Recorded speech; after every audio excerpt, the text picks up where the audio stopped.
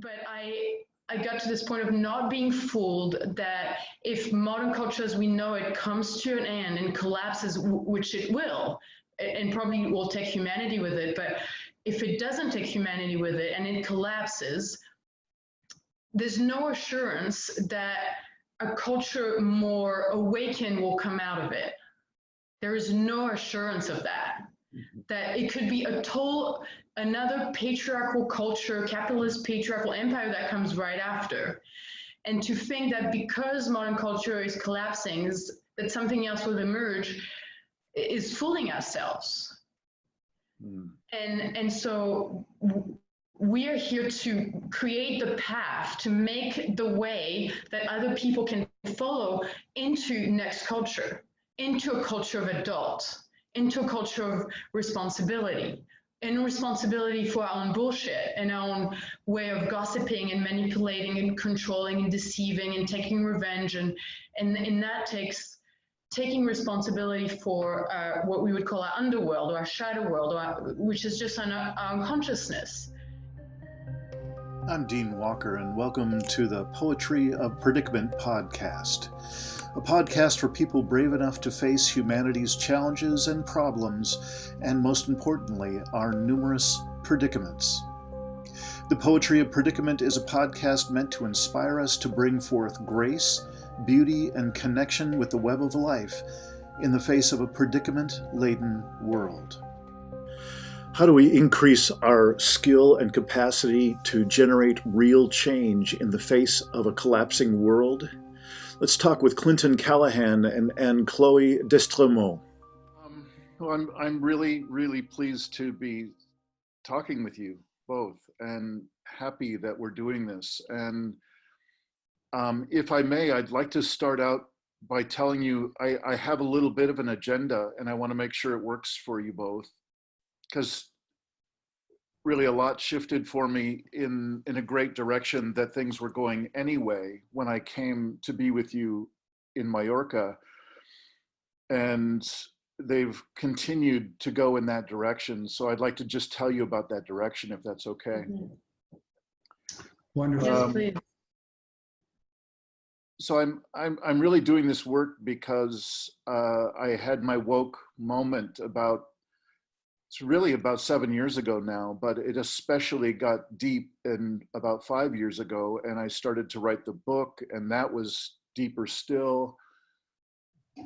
And what I'm clear about, given what I've researched and come up with in my own reality, is we're really beyond fixing things or saving things or somehow finding workable ways to gently transition to all renewable energy, and then everything will be fine and everything will work out and we can just move on and change the channel and so on. And so what I'm offering is the tools that I find most valuable. I'm relaying to people who I work with in my practice, and that includes really a whole spectrum of tools and practices and distinctions, that some of them are for people who are brand new to the whole topic and have almost no capacity whatsoever to really grok the severity of what's going on. And that continuum, that gradation goes obviously to people who know far more, have far more capacity, actually have the capacity to start generating new possibilities, hence you're here. And I think you can probably guess as I'm laying this out why I'm wanting so much to have you both here talking about your work. And the continuum goes up to the level of people being not only having the capacity to hear and grapple with the truth of what's going on, but again, as I mentioned, the generation of other possibilities, of other ways of being, no matter what the future is holding, no matter what the timeline might be, which I don't pretend to know what the timeline is. All I can say about it is that it keeps getting shorter. That much seems very, very clear to me. And there's a preciousness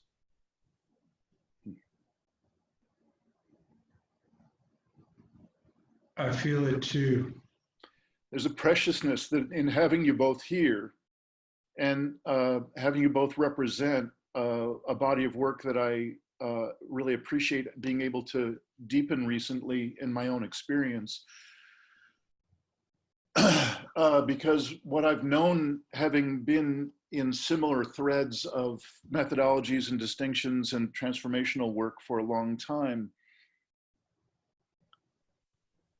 I know that it's very, very rare for a person to have any real scale any change at scale without diving deep, without doing some really rigorous and really deep work, because the systems, the water that we all swim in and call normal, that same system, that business as usual human operating system, has got us so immersed in trying to validate and to continue to grow in the infinite growth on a finite planet kind of way, grow. And by default, if we aren't doing that kind of deep work, we have to continue to push in that same direction, trying to make it work and make it, that if we just do the right amount of changing to solar panels or windmills, that everything will be okay. When in fact, we've got layer upon layer of impossibility in that track. So I'm very excited for you both to be here, and really I'm hoping that you will both share your personal experience of this work, as I might be able to share a little bit as well, but also really from what you see, given the level of engagement that you're in and sharing this work with others and growing it, which I'm so proud and honoring of you both and all the trainers and all the folks who are taking it on this work, taking it on in such a sincere way.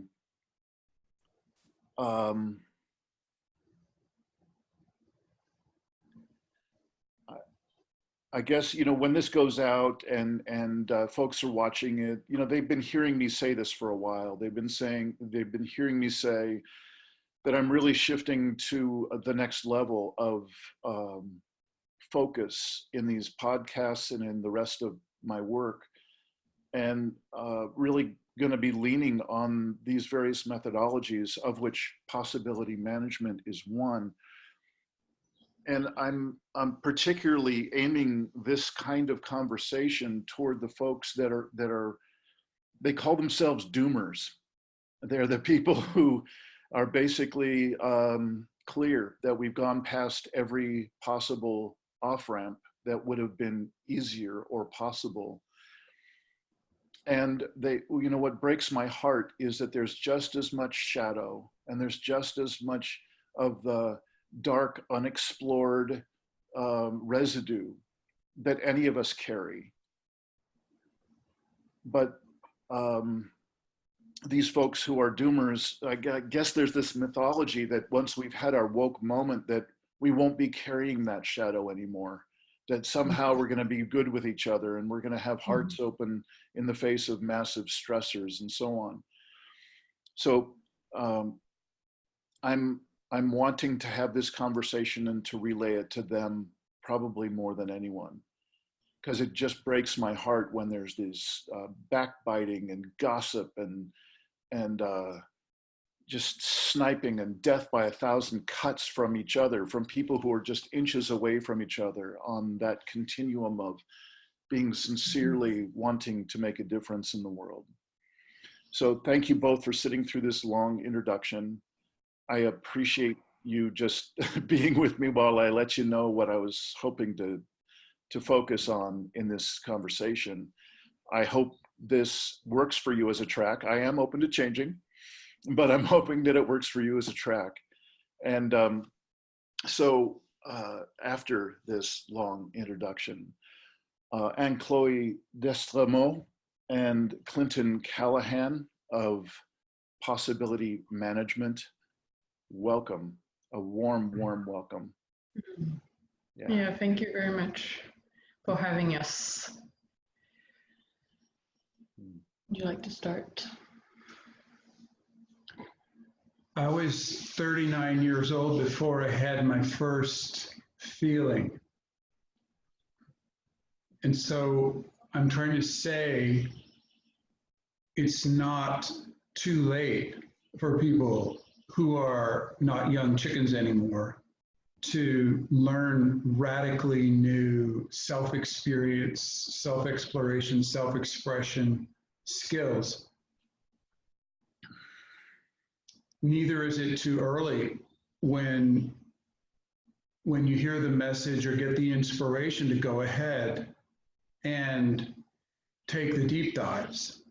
When you're in a space, when you're accompanied with clarity and possibility that it's not just a wild, journey into the wild and eat the wrong plant and die from ignorance sort of journey.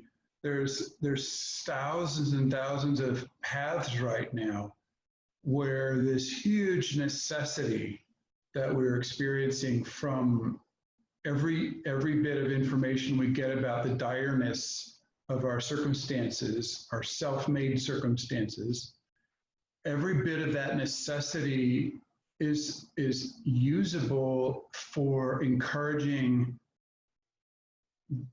the risk, encouraging the commitment to discovering what's really going on inside of me, everybody's in yourself, even when it's not going to be a pretty sight, because the amount of stuff that we've not been educated about through the news or the education system of modern culture is so vast and so rich with resources and possibilities that the only thing that's really stopping us from engaging this stuff is being ignorant about what we're ignorant about. And we are designed, human beings are designed for the deep dive. We are designed starting 18 years old, starting then, we're designed to radically transform our self-experience and our ability to relate and collaborate in a way that can only be described as archetypal. Like we have this possibility of engaging each other in more than human elegance and kindness and generosity and compassion and empathy. We are related. We're designed for this. We are designed for this. We have the nervous system, the perceptions, and all we've been trained to do is block and suppress and divert ourselves from these huge open doorways through which we could go. And it is not going to be a mass shift into new practices for creating community, creating collaboration, creating communication. It will not be a mass shift because it happens one step at a time, one person at a time.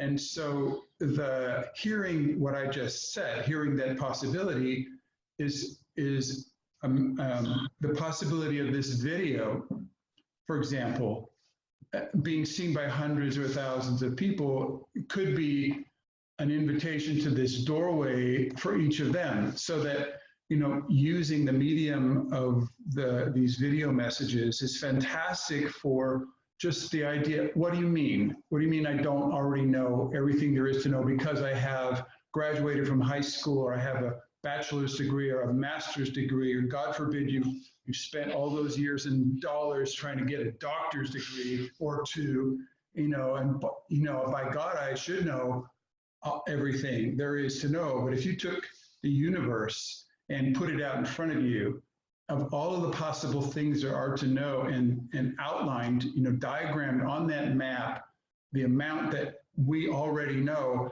it would be negligible. It would be a tiny little box in the corner, almost invisible.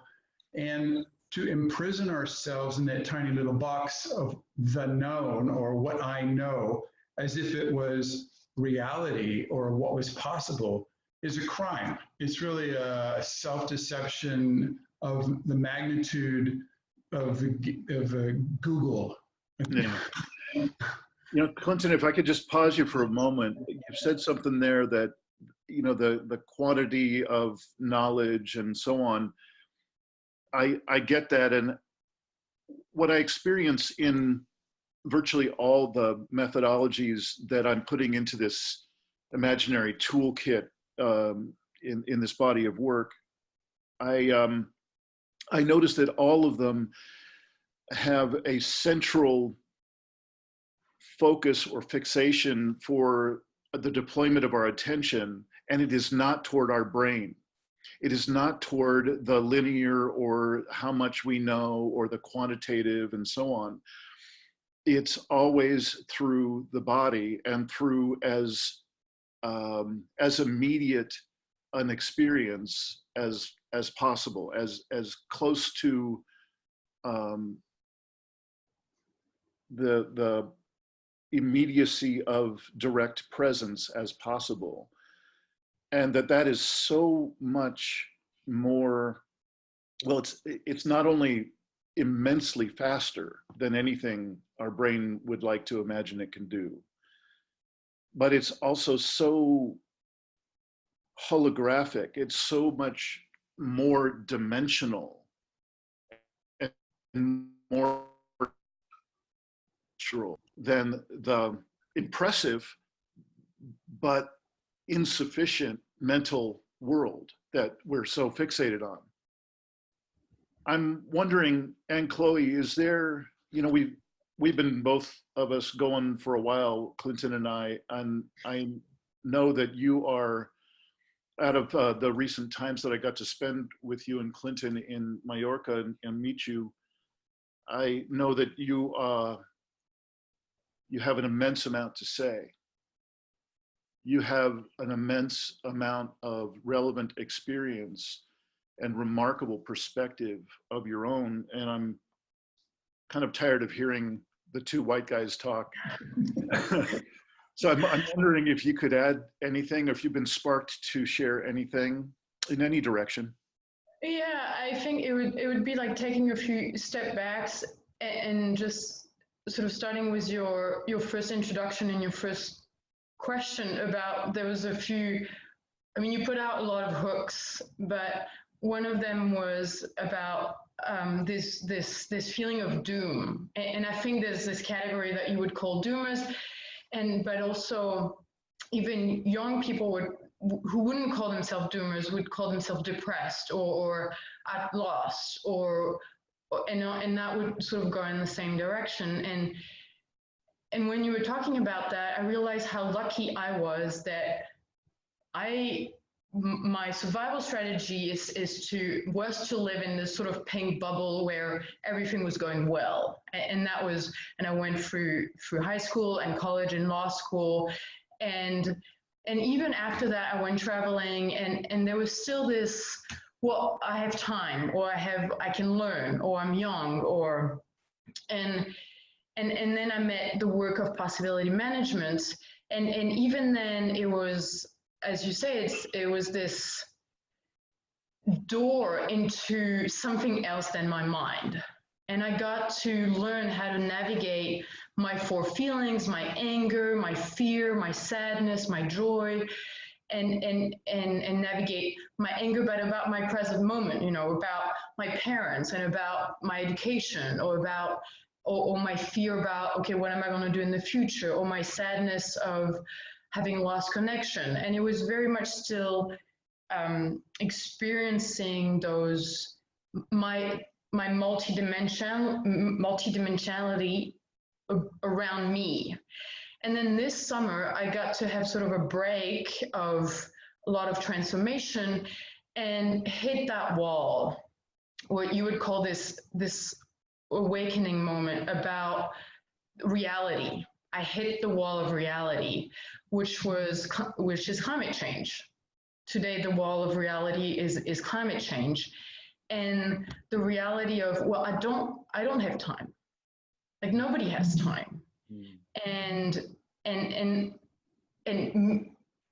me being 27 years old, or even people who are 50 years old today, or the babies who are born today's, we don't have time. And at the same time, so I had this collapse. My bubble of illusion collapsed. And at the same time, I'm lucky because I got to figure out what I'm here to do before the collapse, before my awakening moment. So I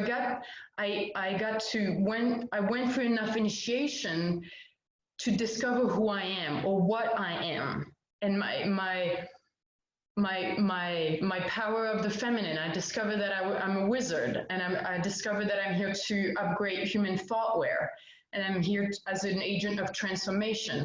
And all of that I discovered before I hit reality. And I think my I don't know, my suspicion or my assumption is that doomers are people who hit that reality without going through their initiation first. And so they don't know what they are. They don't know who they are, and they don't know what they have to provide to society. And all of a sudden their future is gone. And it's like, okay, how is that even possible that now I don't have the time to discover who I am? And that I would totally assume that it creates that experience of doom. And so to those people, I would say, okay, you got a big chunk. Like, hitting reality is such a gift. It's such a gift because it's like you say, you realize how the preciousness of the moment, of the second, of the now, the preciousness of that now. And it's like, great, now what to do about it? And then it comes the question of, okay, how do I get to know what to do about it? Well, in our experience, going through those initiation, you get to discover what you are, what source are you connected to? And that also brings back to this multidimensionality of it, you're not just a white woman 27 years old. I don't consider myself like that anymore because I know what I'm jacked into. Yeah. Yeah. You know, if I could just interrupt for a moment, I'd love to hear you continue, but I'd love to add this flavor and just see what it sparks you to speak about. Possibility management isn't the only methodology to use the phrase liquid state, but it's certainly used a lot, and it's absolutely appropriate in every usage that I've been exposed to with y'all. And to me, it's a shorthand for any number of experiences that have us lean into something that our culture has up till now had us avoid at all cost. It's the ultimate in uncertainty. It's that the very fabric of who I think I am and what I think the world is starts to dissolve. So there's, talk about a blank slate in which new possibilities can show up. That's the good news. But I'd also like to ask you if you would just speak as you were to these people of all ages, but especially the young people these days who have by default, given their lack of initiation, which I think is better than I do actually, that the vast majority of adults on the planet are adults in age only. There is no initiation for adulthood or elderhood and so on. but in any case, all of us have been ingrained and trained with this fear of uncertainty, this fear of that we must hold on to what is known, and it is from that death grip that we try and fumble our way forward and find what needs to be fixed, or what do I need to do. And I'm particularly inspired by my many conversations, and particularly with younger people who have been ingrained and entrained for a lot less time than the older of us in that holding on. There seems to be an easier transition to leaning into a liquid state, like this is a desired state. If I could, especially if I can do that with kindred spirits, with people who know some of these distinctions, can generate a clean and powerful space in which something can happen, well, then we have some real possibility.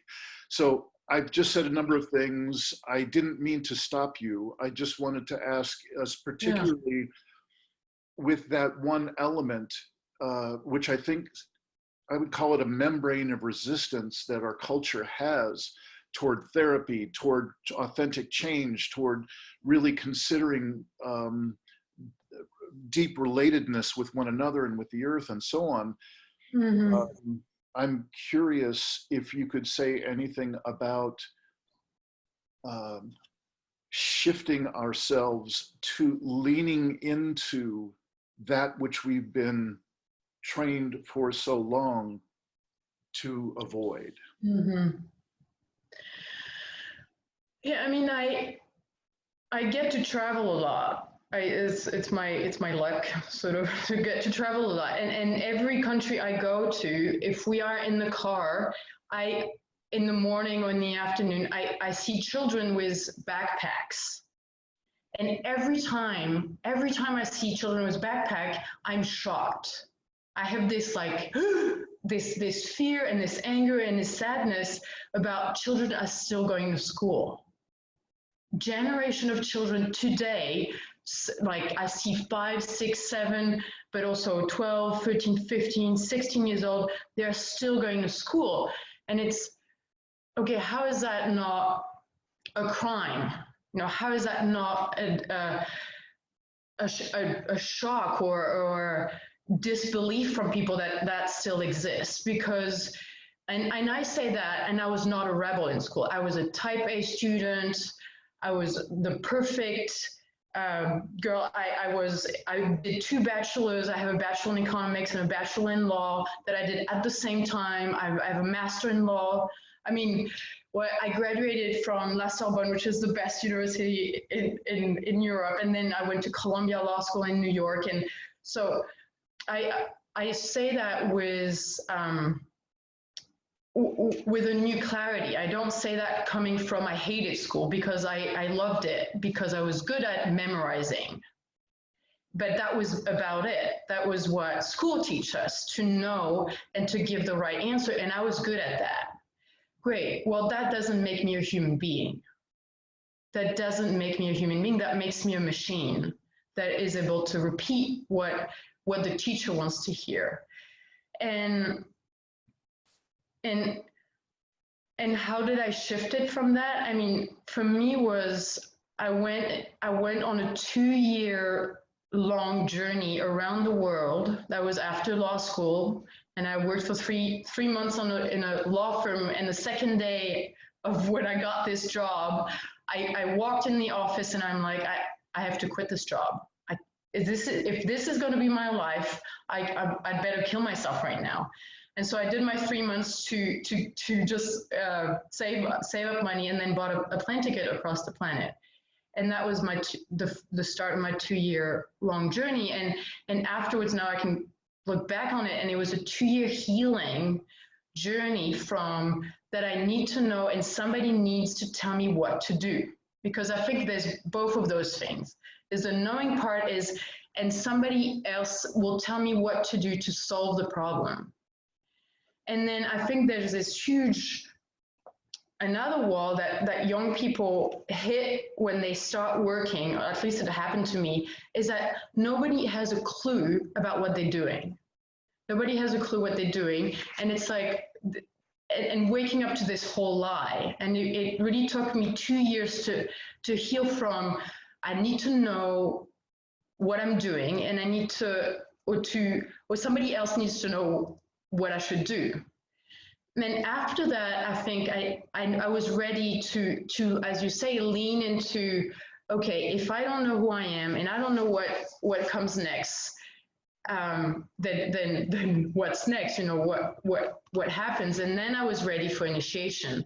And so there's this, for me, there's this ambivalence, and I'm still very much researching. And if young people are listening,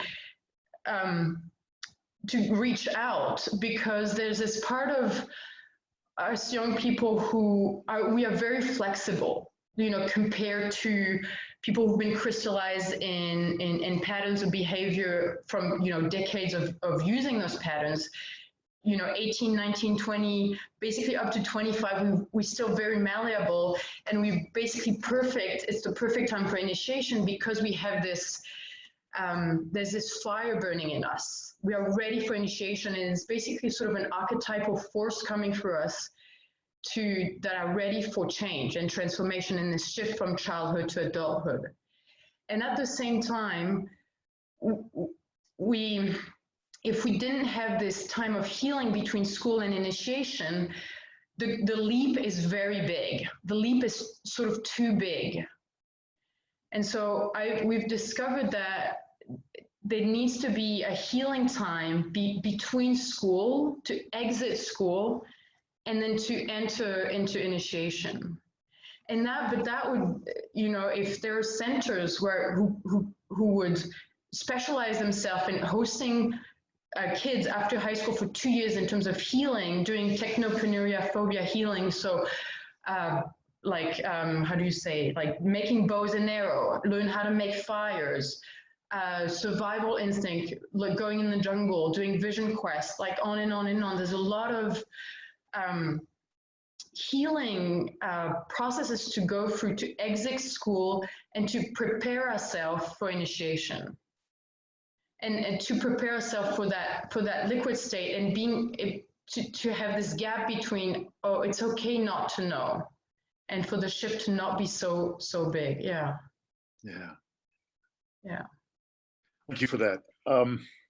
What a remarkable, particularly educational history you have. I have a small fragment of that to look back on, and I've always wondered, how do people function at such a high level as you were just describing that you went through in your advanced education? Thank you.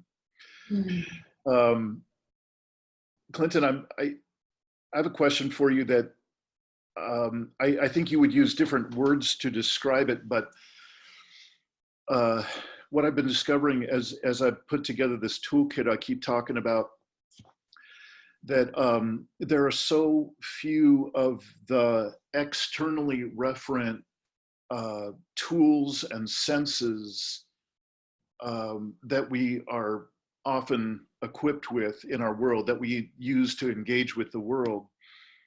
There are very few of those tools that seem useful in this more advanced work, this more in-depth work that I consider possibility management to be a part of.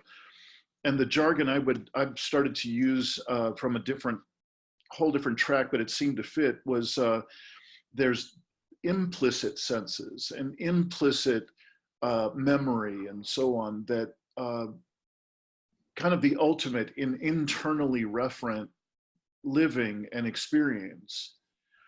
And it seems like that's what you're pointing at. You know, I'll put a link to the name of your book, and of course to possibility management in the show notes. There's you really lay out a tremendous methodology that, again, it has a huge amount to do with somatics, with embodied and direct bodily experience to really lead the growing that you're inviting people to do.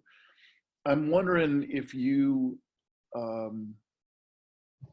sparked to say anything about these times and what our most powerful resources are or can be.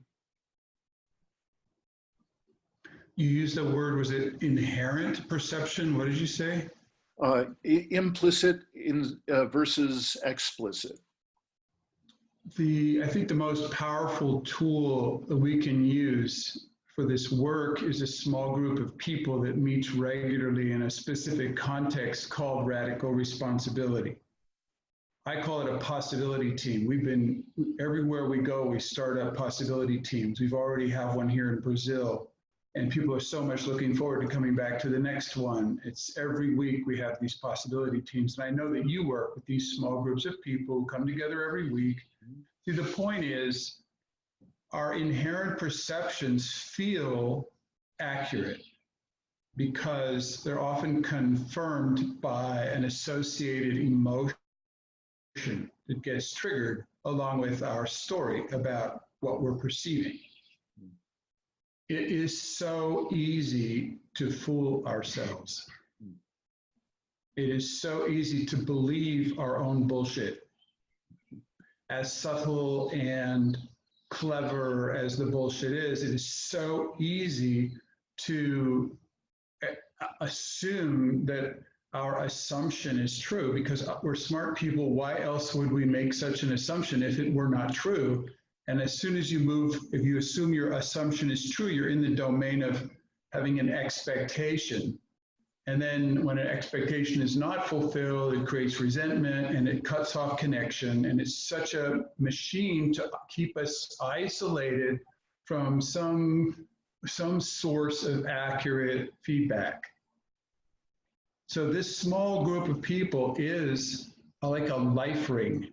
It really is. It's in this ocean of self-deception, a life ring of, hey, buddy, you know, the story you have about yourself, whether you're greater than you think you are or worse than you think you are, here's what a team of intelligent, loving friends perceive you as. You know, you could actually, what has saved my life over and over, literally, has me relying on other people's trust of me more than my trust of myself.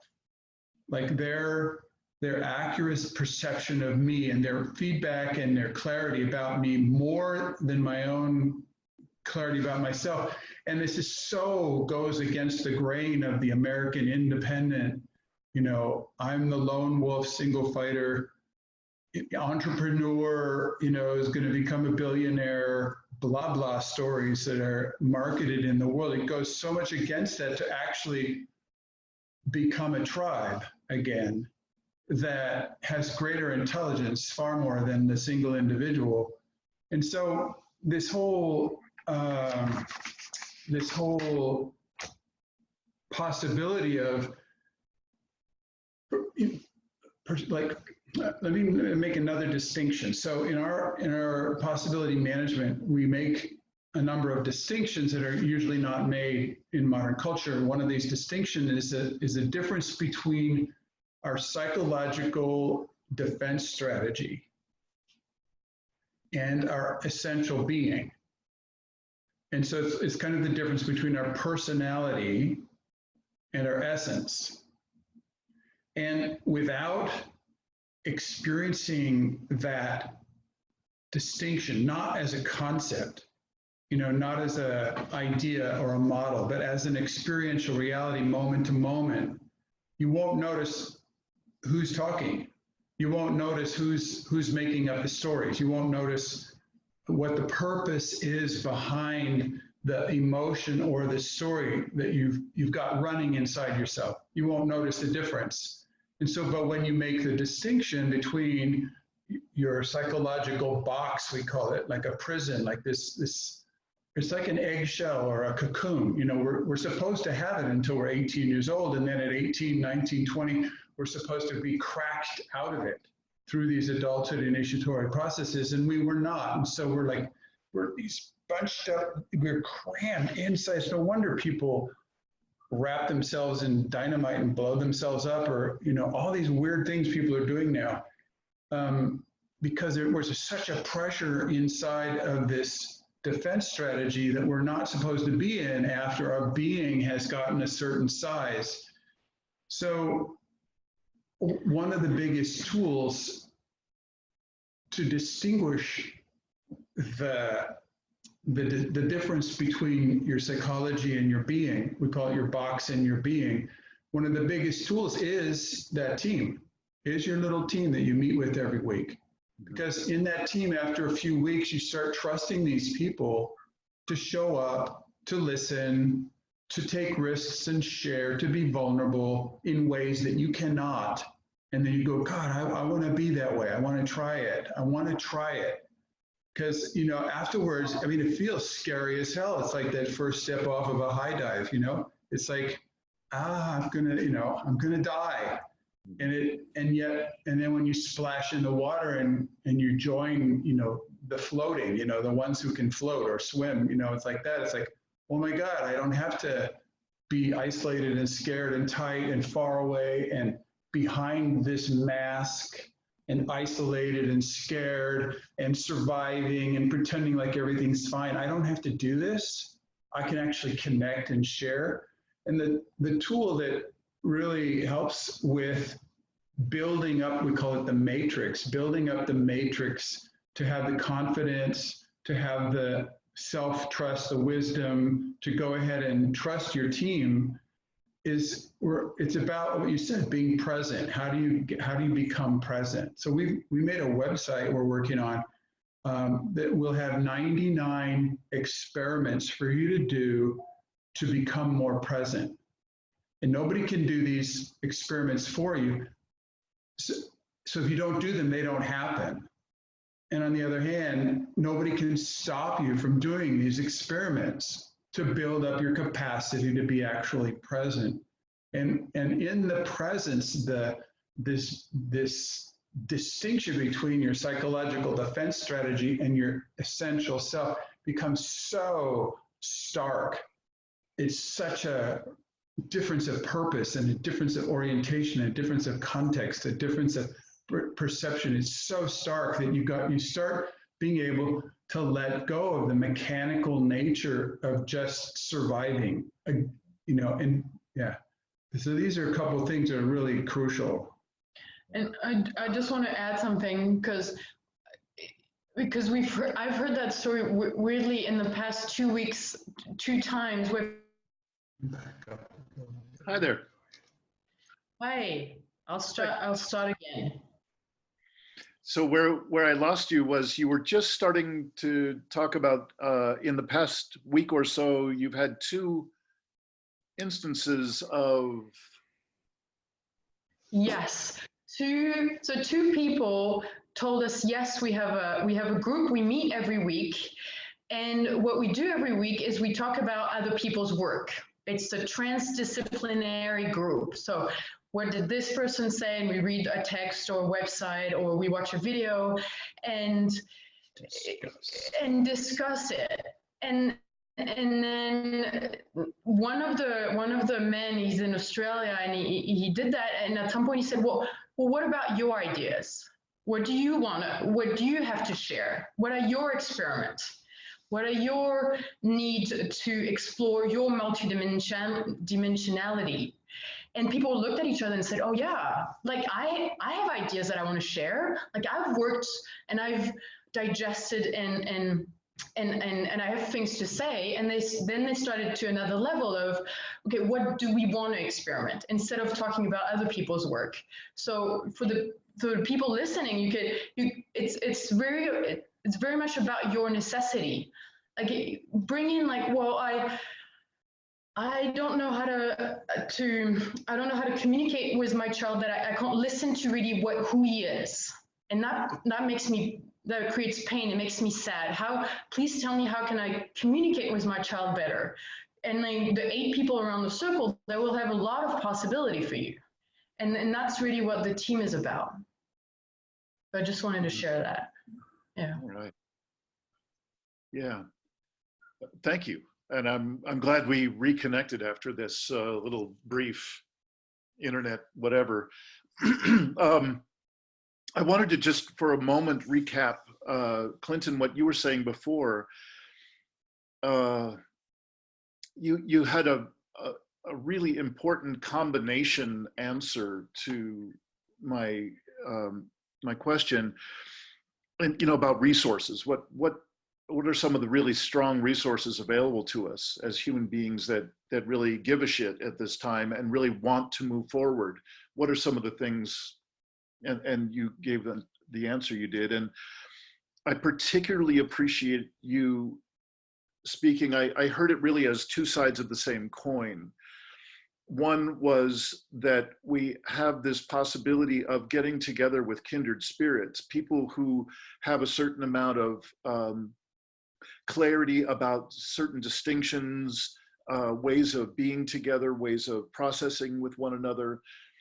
And that if we are blessed with being able to be with a cluster of people like that on a regular basis, that it may indeed be one of the most powerful tools that we have for growing in our life.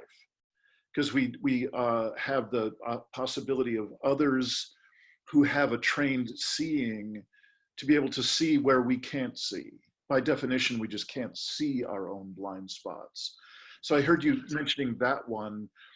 And then there was also the distinction of being able to see and experience ourselves as something other than the enculturated kind of, well, oftentimes in possibility management, it's called the box, this structure that we've created and we've been kind of shoved into and then further built out even into adulthood. And to be able to see that we are not that, and to be able to see and experience that there is an essence that we can access if first we can just come to terms with that we are indeed in this box. And so I just wanted to recap that. It sounds so simple as I'm just recapping it now. It's like, oh yeah, well, okay.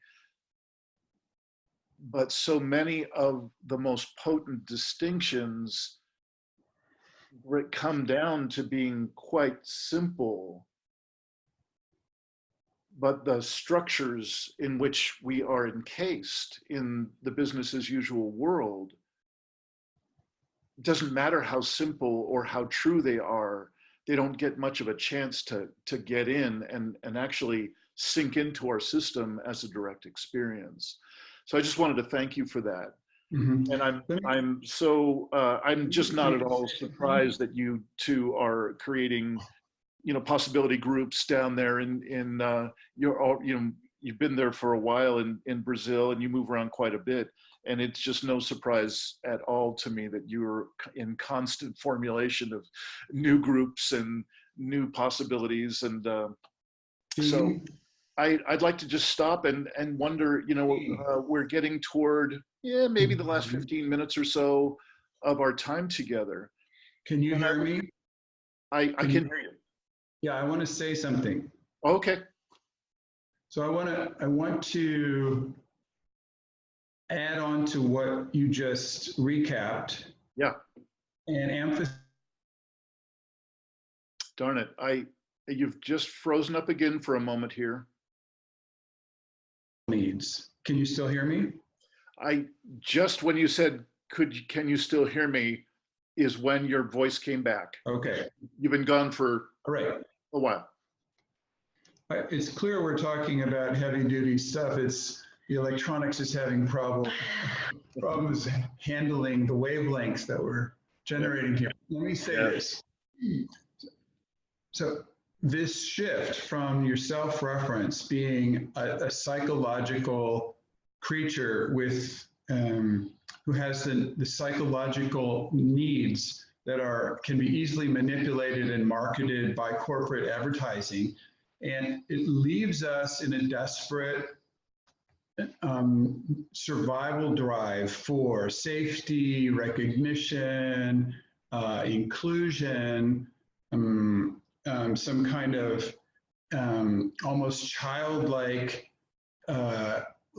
intimacy lack, like a lack of cuddly, if we could only get enough cuddles, we'll be able to, feel okay about ourselves. There's so many groups around who are doing this cuddle stuff and this sexual exchange stuff in a desperate maneuver to try to be fulfilled.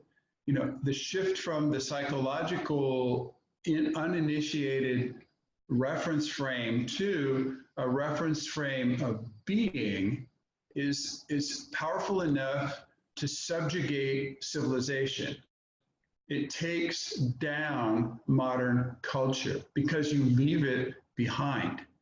Because once you find that your being is directly connected to Gaia, it's directly connected to the plants and animals and the living earth itself. It's directly connected into each being you walk by, animal, human, insect, and the information, like the flow of love and support and connection between beings is rich and diverse, and it replaces television. It replaces little telephone game, stacking little game things to try to stack the things in the right place. It's like it replaces all of this stuff in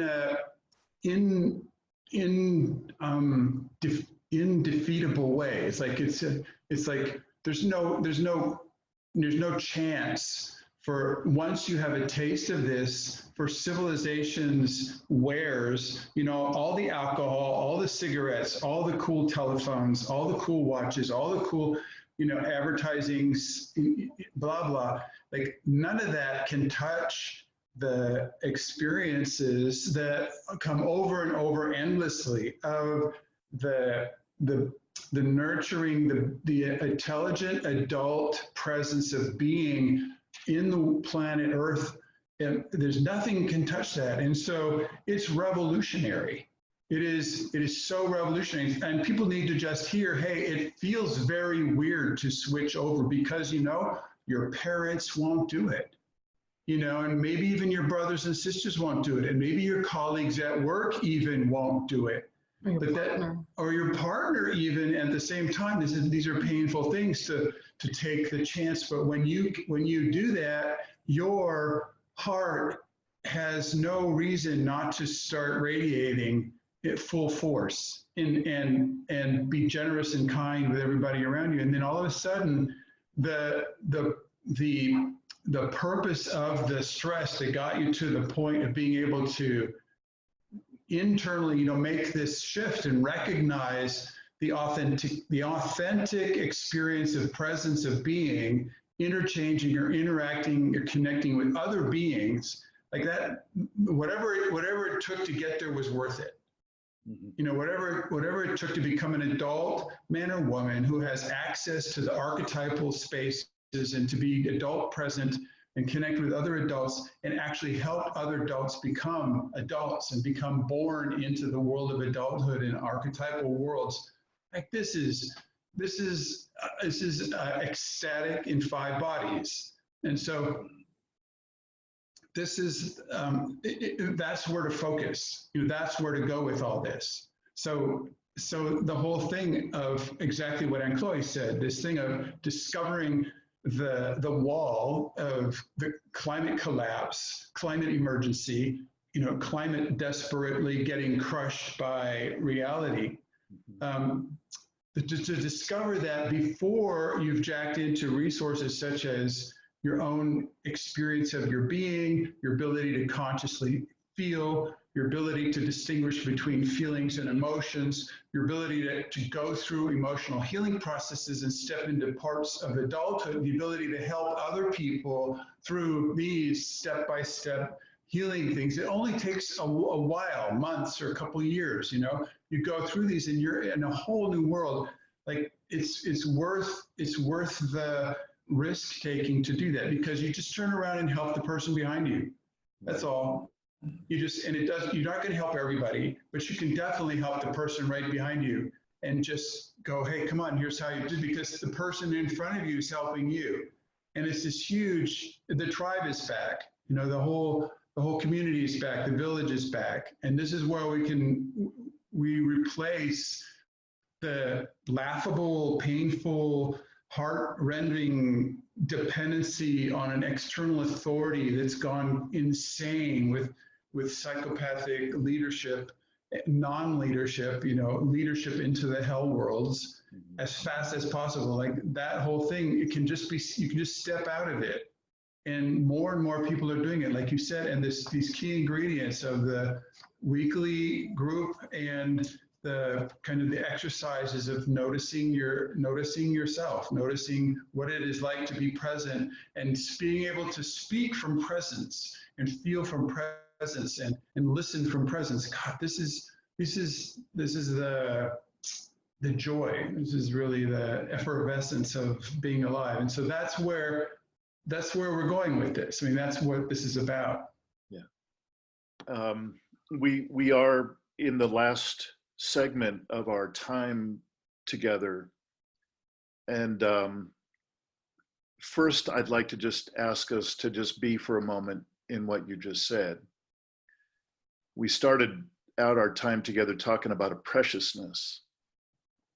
And then you've just kind of recapped for us some of the ways in which, and the distinctions with which possibility management creates environments where people can realize this level of presence and preciousness. And so I'd just like to ask for a few moments of silence to be together in that, because I'm present to it, and I would like to share it with the folks who are watching. And then I'd like to ask Anne-Chloé if there's something that you would like to share to kind of gently close this conversation space. So let's just take a few moments, a couple of breaths, and Anne-Chloé, with whatever you'd like to open back up with, please do.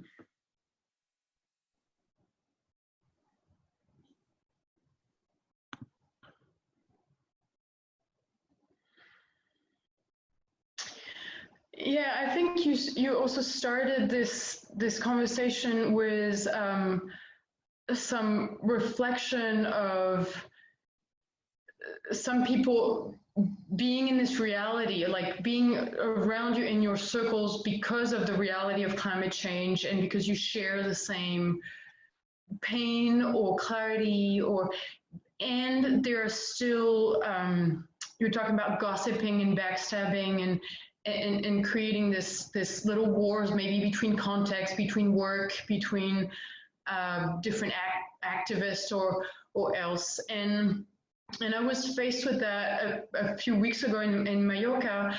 And what really came to me is, it's like if the work, whatever called the work that we're doing on this planet, human beings that are doing different work that would be the evolution of consciousness on planet Earth, if this work that we're getting at doesn't make us more vulnerable with each other, that doesn't make us more connected, or doesn't make us more empathic or compassionate, or clear that we're all in this together, then we're not doing the work. And that was a big realization that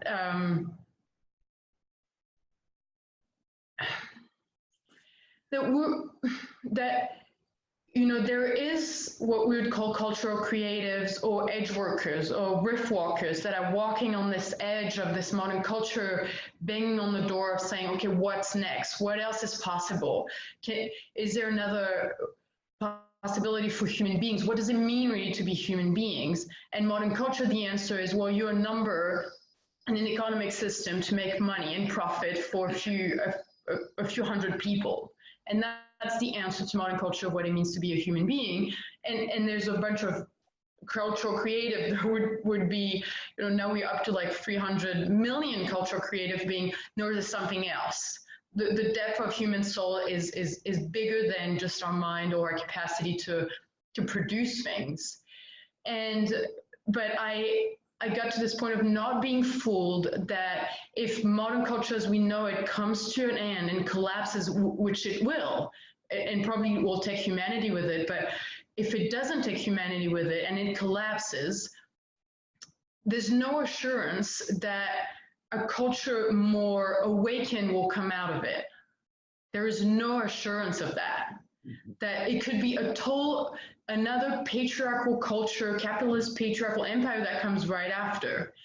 And to think that because modern culture is collapsing, that something else will emerge is fooling ourselves. And so we are here to create the path, to make the way that other people can follow into next culture, into a culture of adult, into a culture of responsibility, and responsibility for our own bullshit and our own way of gossiping and manipulating and controlling and deceiving and taking revenge. And that takes taking responsibility for what we would call our underworld or our shadow world, which is just our unconsciousness. And that this unconsciousness never goes away. Like it's always at work. It's always a possibility to fall into that. And it's not because we become more aware that this disappears. It's just it becomes more of a choice. We get the choice. Okay, am I going to gossip or am I going to create value by creating critical connection so as for next culture to emerge? And to really have that choice before making the gesture. But and so whatever clarity we think we have, if we still destroying connection or destroying our like connection or the possibility of intimacy or the possibility of value, or if we're destroying that, then we're still creating patriarchy. And that's a major point for me, that it like a more evolved culture after Homo sapiens, the knowing human, is not a given. Is really not a given, and we all have to do our part to do the work, to do the experiment, to be in self-observation, to have this distinction between our box, our survival strategy, and our essence, and to have that choice every time, and to make whatever choice we want, but in consciousness. Yeah, thank you. Yeah. You know, I'm so appreciative of being able to have this conversation with you both today. And in light of what you were just saying, Anne-Chloé, I'd like to just, I was blessed by a good buddy of mine, knows that I'm very fond of a now way too common Einstein quote that goes something like, we need a new way of thinking to solve the problems different than the way of thinking that got us into them. Mm-hmm. And I've actually bumped into what the closest thing he actually said to that. And I'd like to just read it. We need to let people know that a new type of thinking is essential if mankind is to survive and move toward higher levels. So obviously, you know, his way of summarizing the human experience is in the word thinking. I think we can all, you know, expand that out into the levels of being and presence and so on that we've been talking about. And I really just want to thank you both and acknowledge you both, and really again out to all the other trainers and enthusiastic participants in possibility management, wherever they are, wherever we are, that this work is clear to me that it is so very potent and needed. This caliber of work in particular is needed to rattle us out of the yet another meme that I happened to read on my phone while I'm driving about Einstein saying we need some new way of thinking. Oh yeah. Another of the thousands of things that I just consume digitally every day. But to really bring it into my experience of this moment, an experience of what's possible, and how on earth could I possibly generate, how could I presume to reach to some new level of being, or as Einstein said, thinking, how could I possibly reach forward into something new, really new, like what you were just articulating, Anne-Chloé. So I want to acknowledge the two of you for holding kind of the senior flame in possibility management, and particularly for the distinction that takes me personally out of that swirl of all content all the time, swirling and drowning in it, and instead being able to, with radical responsibility, answer that question for myself. What will it take to generate a new possibility? And sometimes it's fucking hard work.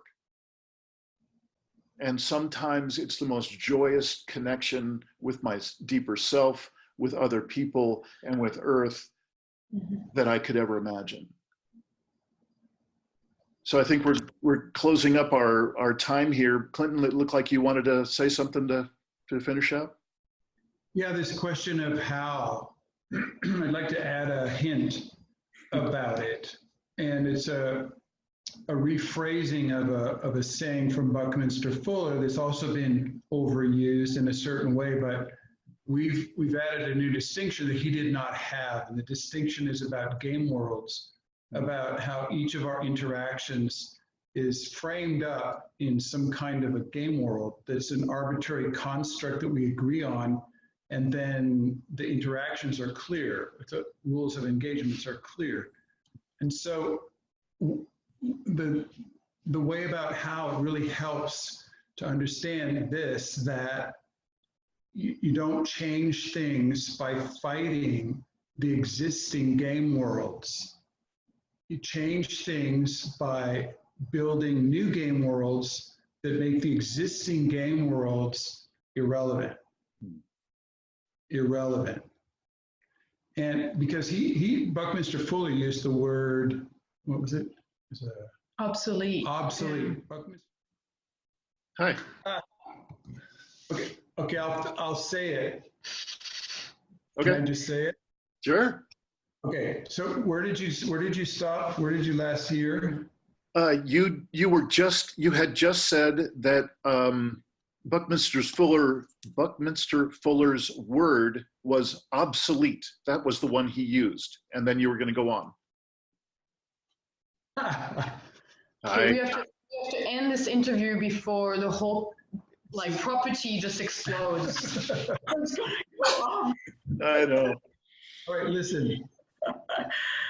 The experience of standing on something that you thought was relevant when it suddenly becomes irrelevant is the experience of flying.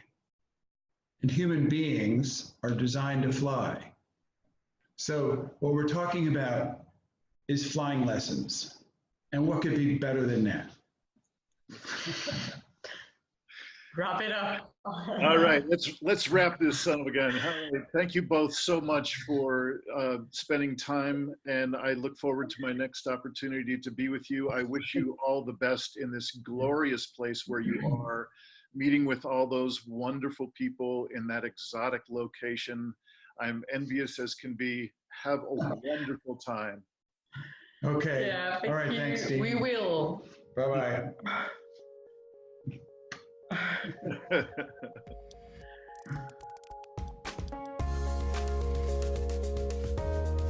Thanks for watching another episode of the Poetry of Predicament podcast, produced by Dean Walker and the Living Resilience Alliance, www.livingresilience.net. Also available on our website, www.livingresilience.net, is a wide array of articles, online learning series, arranging group and individual resilience coaching, and sign up for our every other Tuesday free support group that we call Safe Circle Calls.